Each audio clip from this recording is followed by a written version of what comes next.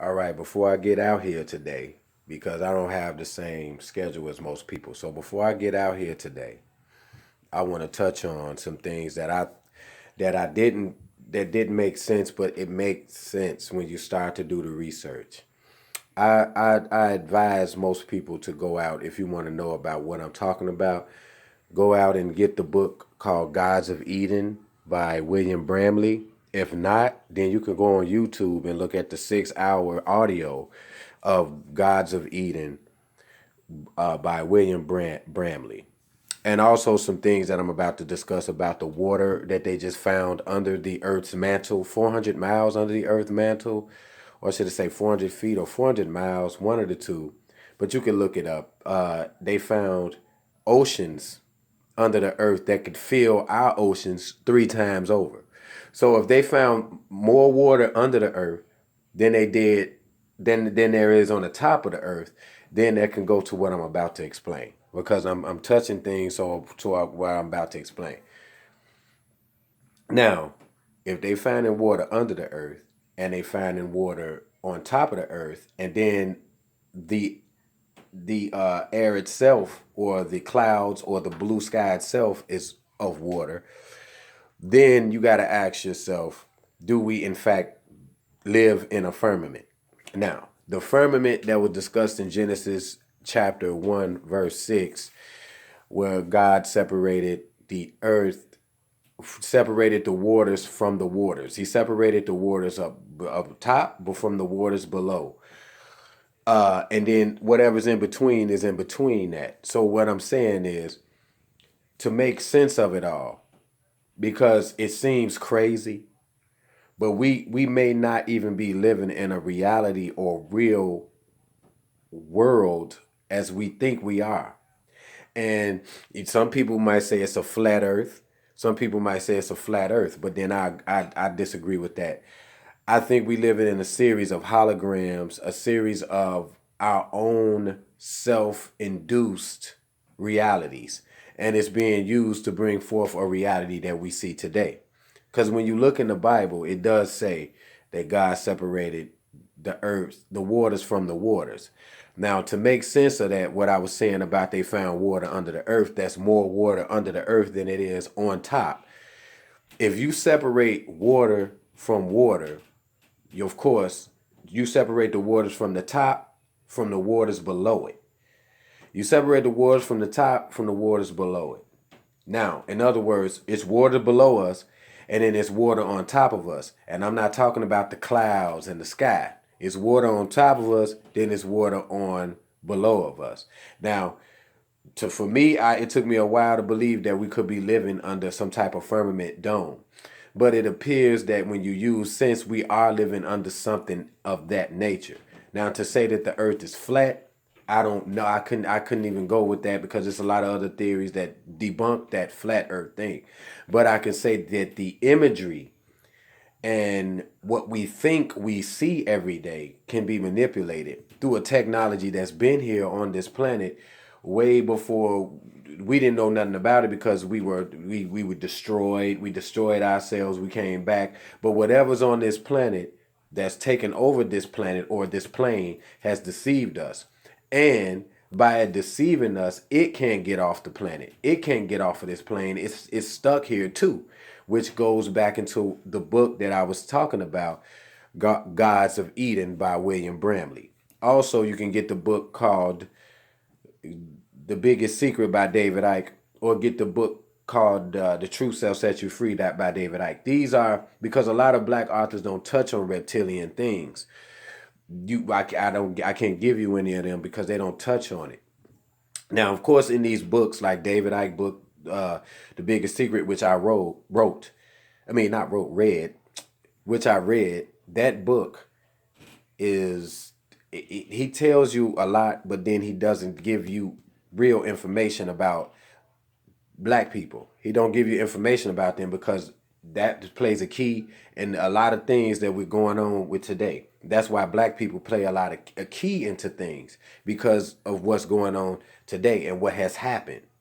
See, when every scientist agrees that black people were the first people on the planet. When every scientist, well, damn near every scientist, not all of them, I'm talking the racists, when every scientist down there believes this, then you have a theory of course, black people was here on the earth first. So if we was here on the earth first and we're here for millions of years, we have seen things that has landed on this plane. We've seen things that visited this place. We've seen things that try to destroy this place because we were the originals of the place. So in order for us to stay down, blind, and dumbfounded, the enemy that has landed here that can't get off of this place that we call earth or whatever, it can't get off it. So it has to keep its foot on our neck, the black race, through other races. How it does it? By manipulating DNA. And I have to keep telling people that the fall that people talk about, the Lucifer and all this old stuff that you want to talk about, these entities been on this planet for a long time. And these same entities are using human beings to go against each other. It was why they sit back and watch it, because they can't get off the planet. They can't get out of here because they stuck in the firmament, or they stuck down here as well. So in order to furtherly confuse things, they'll keep the foot on the people that they hate the most, because when they arrived, we were here and we had a problem with them in history. And that's a history that they do not want to show, that the black race were and are the guardians of the planet, because we're the indigenous ones of this planet Earth. Now, anything else from that comes out of the black man and woman. How that happened is simply manipulated by those who ended up down here with the black race from a long time ago, which fell down here, which is down here like demons or whatever you want to call them. They've been down here and they've been battling against the melanated black race for a long time. And it's not whites. They're using whites to do their dirty work. And they're using any other race and any sellout nigga to do their dirty work. The reason why is because the original people that were on the planet when these demons, reptilians, or whatever fell, the first entities they saw on this plane when they fell from wherever they came from were black melanated people. So, of course, quite naturally, we share an ancient history with the enemy. Now, the enemy is not going to come out and say, look, this is how I look, because then it'll be disgusting to most people. And, of course, us as black people, as a race of being, we've been mixed all up and forgotten what our true enemy looks like. It's not the white man. And, of course, we can say that it is, because the white man has done a lot of things against us, but the white man is only a puppet to what is being used to keep the foot on our necks. Because you got to ask yourself, why us? Why us? We the cursed ones. We're not the cursed ones.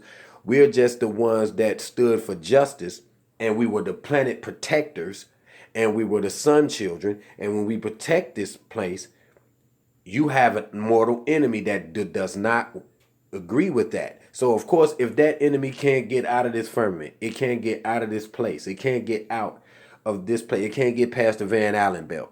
It can't get past the Van Allen belt, too much radiation, too much. So since it can't do it, it will project what it knows about what it has seen or what it has experienced to the public.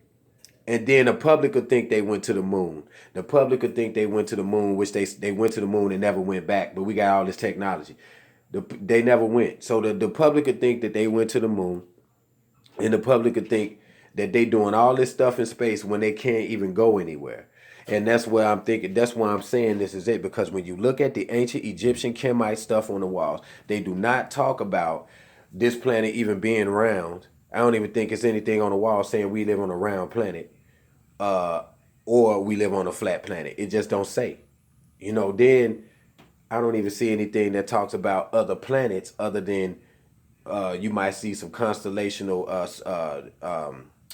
maps to Sirius or to constellation Orion or to the Draco constellation or something like that. But you won't see them actually talking about, okay, we went past Pluto, and then we went past Pluto, we went past Saturn and all that. They never really got into all that. All they did was talk about the earth and nature and the sun and the moon, and basically the sun and the moon and nature. They never really discussed Saturn and all of this Neptune and all this other stuff, which came later on down the line, which I can only say that came later on down the line when the deception came through the reptilian line.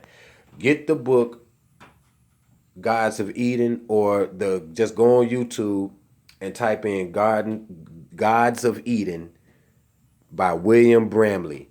William Bramley, and it's a 6 to 5 hour audio. Listen to that, and it probably explain to you to get you to understand how the confusion of how they put stuff in the Bible, Quran, and Torah, and the Septuagint, Babylonian Talmud, how they put stuff in these books to confuse you, because it's all like, if you ever watch any show like the Tomb Raider, or any show like Indiana Jones, where they looking for certain things to piece together what's real, because everything is scattered across the planet. You got this over here. This is what we dealing with today. You got different books, but in each book is the truth, but it's scattered. Then you got lies mixed in there. Then you got deception and thievery. So when you got all of that mixed in these different books, you get chaos.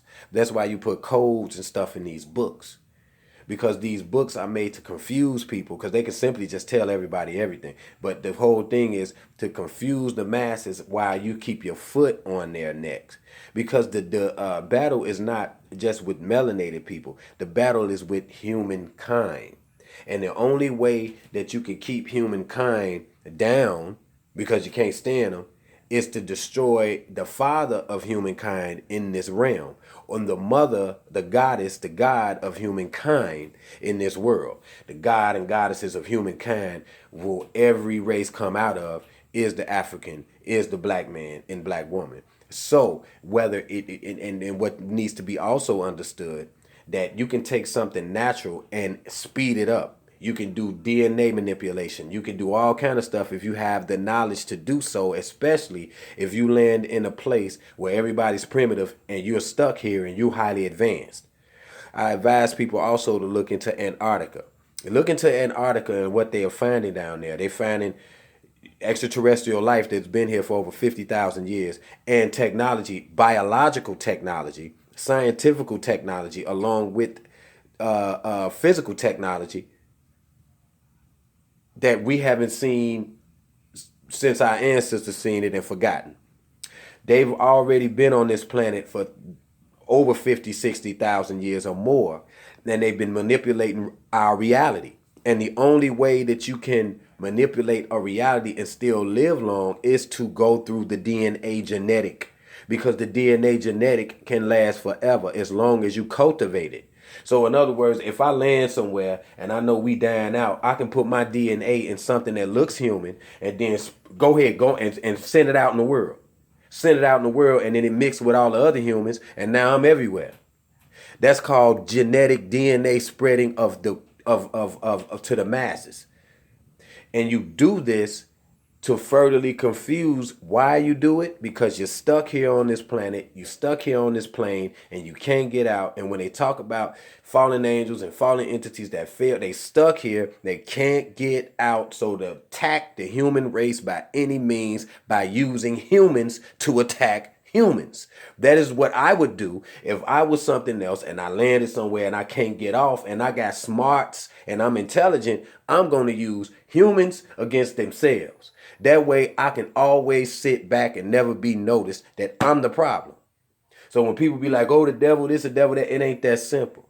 It ain't that simple. It's DNA, and it's put it in the masses of the people, and then it's spread this ignorance and confusion by tampering with DNA and spreading these different races across the planet. And then when that started happening, you could throw out religion, you can throw out everything after you do that. And then you can appear to be a god when you're shit nothing but a piece of shit.